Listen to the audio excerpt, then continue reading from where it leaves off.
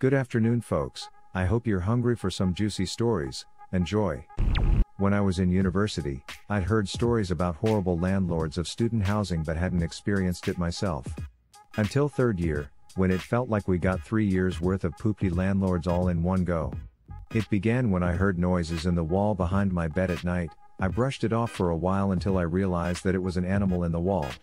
I told the landlords the next day, and they immediately played dumb, acting as if I was stupid in front of my housemates for suggesting that something could fit inside of a wall.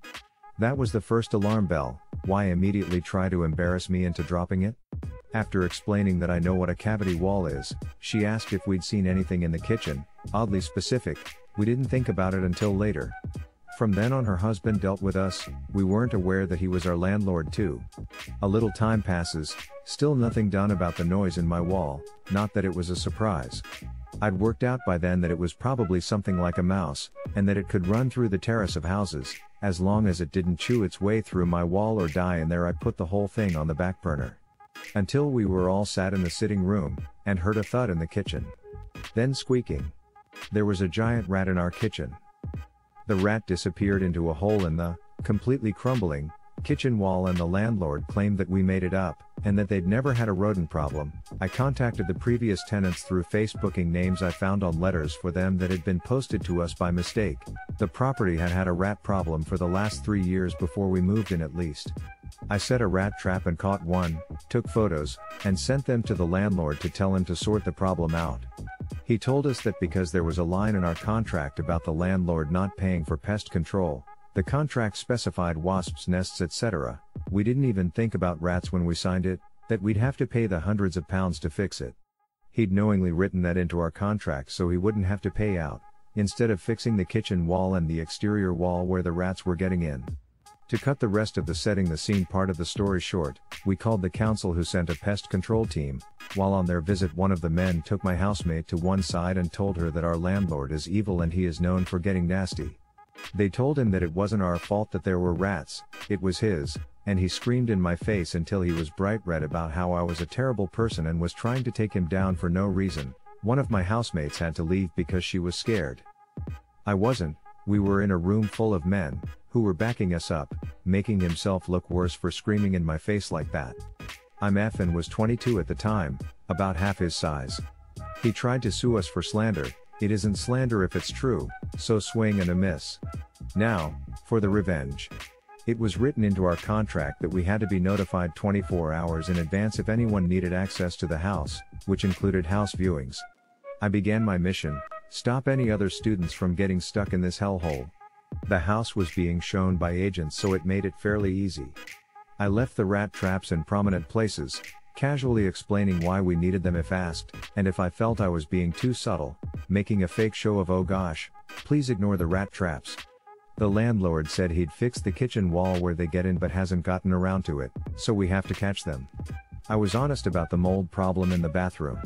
When I found out they were planning on increasing the rent by £100 a month, I made a point of saying something like, well, it's just about worth the rent I was paying.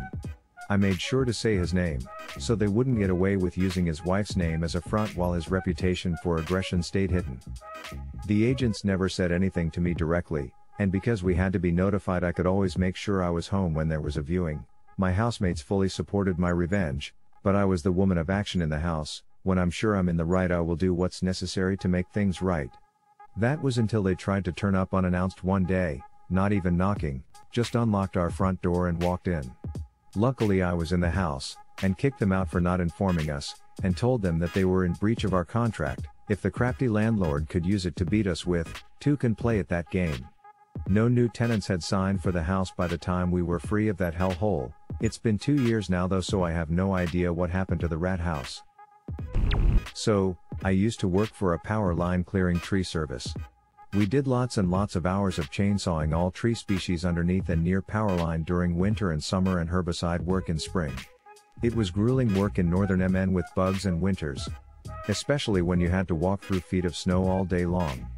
Anyways, I was a foreman at 20 years old running 8-man crews, having to do all the training for new hires.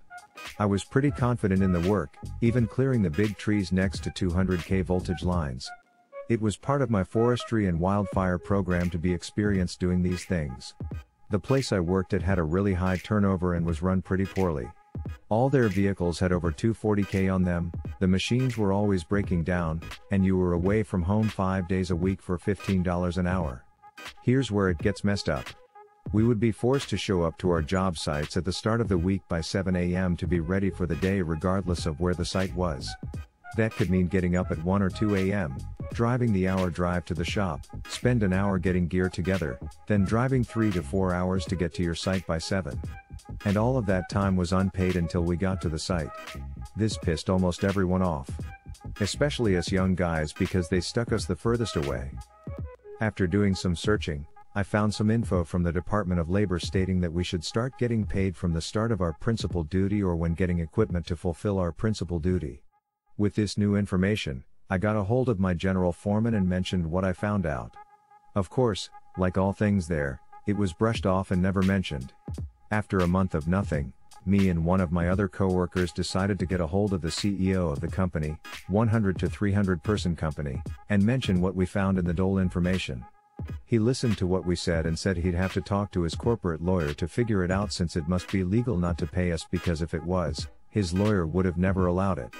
So fast forward to our next meeting, and as you'd expect, he said he didn't need to pay us out. Me being me, I didn't back down and mentioned I'd have to call the Department of Labor and open a case to get this resolved. He quickly was taken back and said he'd need to have one more conversation with his counsel to see for sure. Upon our next meeting, he came back at us with an envelope. Inside was a contract and a $1,000 check to not bring this up. My coworker and I were pissed and said this needed to be rectified for the whole company and that if it wasn't, we'd be forced to make the call. He was taken back but stuck to his guns. With his choice made, I made the call and began to open a case. The state said that through a loophole, he was in the correct. But by Federal Department of Labor standards, he was not. So the case was opened and the worker said it could take a while for these investigations to be resolved. As we waited for this situation to start, the management very clearly tried pushing me out, making me no longer take company vehicles and never had me stop at the shop, instead delegating to other coworkers. I quit shortly after as I had another job lined up and forgot all about the situation. Fast forward 6 months and I received a letter in the mail from my old company. I opened it up and to my shock it was a $800 check. This way as big as it was because statute of limitations goes back 2 years. I called several other people I knew from the company and asked if they had received money, and they all had. And some of their checks were bigger than mine. So in the end, my own research bested their lawyer, got me paid out, got tons of other people paid out, and changed how they ran the place for everyone else. Best revenge ever and one of the prouder moments in my life at a very young age.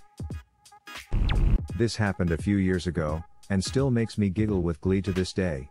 I'm a 34 years old F, who has always been a bit of a tomboy. I like cars, sports and reptiles. When I was 25 I wanted a career change, and finally follow my dream of working in an auto repair shop, as a painter, like my father always did. To start my education I needed to already have a job at an auto repair shop as an intern. So I searched and called a lot of companies to see if they had spots. There were literally several companies that laughed at me because there's no place for a woman on the work floor. Disheartened I tried one final company, who said he'd take a chance with me. I was thrilled. I was promised lots of opportunities to learn and a steady job after graduation. I started a week later, and the first 2 weeks were awesome. I learned a lot, and was promised even more opportunities. He promised I would have 2 to 3 hours a week of private time with the resident painter for practice. Soon after though it went downhill. The owner had bid on a contract with a large city in our country to restore underground containers. I had to sand them down, put sealant on the edges and prepare them for painting. Tedious work, but I did it diligently. The promised practice time never happened. After a while, all I did, day in day out, 8 hours a day was sand down underground containers. By then end of the day my hands and wrists were numb from the vibrations. This BTW is illegal. You're not allowed to sand with a pneumatic sanding machine for more than 4 hours a day in my country, as it causes severe wrist and hand issues. After several months the contract with the city ended, and I hoped my promised practice time would come. But no, it didn't. I was given jobs that had nothing to do with my education. I was told to do jobs that a contractor should do. Like put rebar in front of the windows, repair the sliding doors, repair walls and other small things. Basically nothing to do with my desire to become a painter. After 6 months of doing literally nothing that I could count to my education, my boss called me into his office. He told me he was fed up with my attitude, he made a mistake hiring me. I was fired, on the spot. I was heartbroken and cried the whole way home. I didn't get it. I put 110% into my job, working hard, always on time, staying late if needed and never complained. I didn't understand what happened, and was pretty down for a while. However, several days later I found out I was pregnant, which helped me get over my downness. We had been trying for over a year, so we were ecstatic. When the time came that my final paycheck should come in, nothing happened. A week after it normally came in, I called, but was told to not complain and it would be transferred shortly. 2 weeks later, still nothing. Called again and got a very irate boss on the line, cussing at me and calling me things I will not repeat here. I was fed up, and contacted my lawyer. Here comes the revenge part, mwahaha. In my country, there's apparently a few laws that my boss broke, without me even knowing about them. First, you're not allowed to fire somebody without reasonable cause, you need to document bad behavior, and give the employee a write-up. After 2 write-ups you're allowed to terminate. My boss never did this. Unlawful termination can end in a fine, and the employee has a right to get as many monthly pays as the employment contract would have continued if the employee wasn't terminated. Which would mean I had a right to another 6 months of pay. Second, you must pay the final paycheck within a week of termination. We were now going on week 4. After the first week, an employee is entitled to compensation of up to $100 per day of not receiving their paycheck. Meaning I was now entitled to at least $2,100 extra pay. My lawyer wrote up a letter to my boss, stating we would be pursuing my legal rights. He didn't respond. A week later we sent another letter, increasing the compensation for late payment as we went. After a month of my lawyer not getting any response, suddenly I received my pay. No compensation, nothing, just basic pay. My lawyer recommended to go to small claims court, and so we did. Mind you, it takes about 3 months before you can appear before court. He didn't even show up in court, but sent a statement through his lawyer, saying how I was a horrible employee blah blah blah. However, he had no proof whatsoever, but I did. I had my performance reports from 1 month into employment and 4 months into employment. And they were stellar. The judge saw right through my boss's bullcrap and awarded me, minus 6 months of pay, $12,000. Minus 4 months of late payment compensation. This is because he didn't pay the full amount my lawyer requested, as was my legal right. About $12,000. Legal fees, now about $3,000. I was paid the same week. He was then also charged with a fine for violating employment laws. He had to pay $50K. This resulted in the Employment Bureau, this agency makes sure companies comply with employment laws etc., investigating the company. They discovered the building I worked at was unsafe. The foundation was unstable, walls were crumbling and tilting. He was told to make repairs or they would close him down within a month. By accident they discovered he was also cheating on his taxes. So IRS got involved. He got charged with embezzlement and tax evasion for both his companies. He had to pay back all taxes he evaded, plus a 100% fine. Coming to a staggering $250K over several years. He didn't have that kind of money, and after struggling for about 2 months, which resulted in him not paying his other employees, he went belly up. Both businesses shut down, and the building I worked at even got demolished. 10 years later it's still an empty plot, and if I ever feel put down by somebody, I take a short drive to that place. And it reminds me, karma will eventually step in. What did you think? What would you have done differently? Share your opinions in the comments.